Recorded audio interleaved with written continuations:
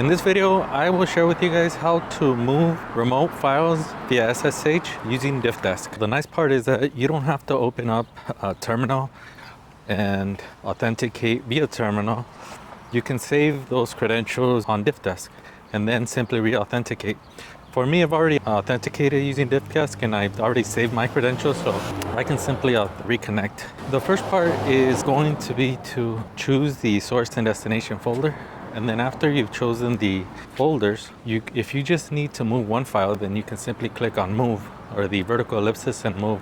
But if you need to move multiple files, you can check multiple files and then click on transfer files and then move files right after it. So the nice part about this is that you don't need to download the files and then re-upload them to the same server. The change happens without the files ever leaving the server natively.